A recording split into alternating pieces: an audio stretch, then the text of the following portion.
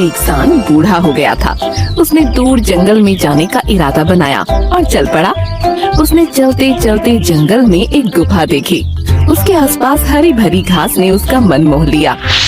पास में सुंदर सरोवर भी था। खाने को घास, पीने को पानी और रहने के लिए गुफा, यही तो उसे चाहिए था। उसने ताजी हरी घास खाकर अपना पेट भर लिया और गुफा में जाकर आसन जमा लिया।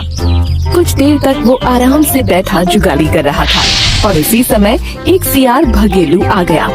सियार ने सांड को देखा तो मन ही मन बड़ा प्रसन्न हुआ। सांड भाई, यहीं जमे रहो, खूब आनंद पाओगे, मेरे भी बड़े काम आओगे। सियार जानता था कि शेर इसका शिकार करेगा और उसे भी भरपेट मांस मिलेगा। वो शेर की तलाश में चला गया। यहाँ गुफा के पास सांड को शेर बाहर से आते हुए दिखाई पड़ा। उसने जैसे ही शेर को देखा तो डर से कांपने लगा। अरे बाप रे, ये तो शेर है, मुझे नहीं छोड़ेगा। क्या करूं, कुछ समझ नहीं आ रहा है। शेर आगे चला आ रहा है। हे भगवान, क्या युक्ति लगाऊं? शेर को कैसे दूर भगाऊं? अरे हाँ, मेरी माँ ने सिखाया था कि संकट के समय डरना नहीं चाहिए, बल्कि होशियारी से काम करना चाहिए। मैं इसे देख रहा हूँ, लेकिन ये मुझे नहीं देख पा रहा है। मुझे इसी बात का फायदा उठाना चाहिए। सांड ने हिम्मत से काम लिया और अपनी आवाज को बदल दिया। अच्छा हुआ शेर आ गया, इसे तो टुकड़े करके मैं झट से खा जाऊंगा।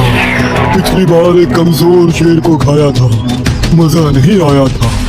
ये तो बहुत तगड़ा लगता है, इसे खाकर नया अनुभव मिलेगा। अरे बाप रे, यह तो बड़ा भयानक जानवर लगता है। मुझे टुकड़े करके खाने की बात कर रहा है।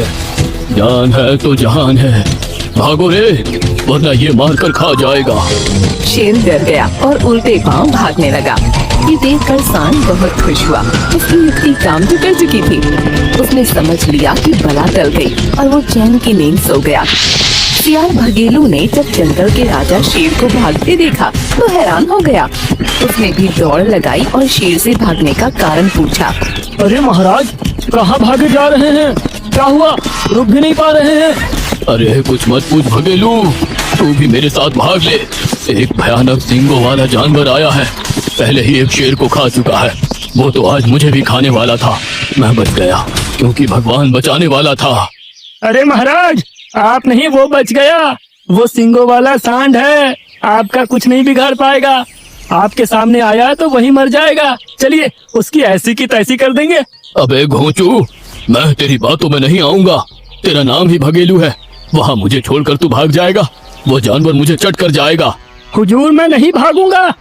आपको मुझ पर विश्वास नहीं है? एक काम कीजिए, मेरी पूंछ को अपनी पूंछ के साथ बांध लीजिए। जहाँ रहूंगा साथ रहूंगा, दावत खाकर मजा करूंगा। भगेलू सियार समझा बुझाकर शेर को गुफा के पास ले गया और अपनी पूंछ को शेर की पूंछ से बंधवा लिया। बूढ़े सांड ने जब सियार को शेर के साथ बंधे हुए देखा तो डरा और चौंक भी गया। उसने अपने दिमाग की बत्ती झट से जलाई और फिर कड़े स्वर में बोला। अरे सियार के बच्चे, ये तूने क्या कर दिया है? 2 शेर लाने का वादा करके 1 शेर ला दिया है। शेर बुरी तरह डर गया और उसे सियार पर गुस्सा आ गया। सियार की तू मुझे यहाँ मरवाने के लिए लेकर आया। तुझे बाद में सबक सिखाऊंगा, पहले अपनी जान बचाऊंगा।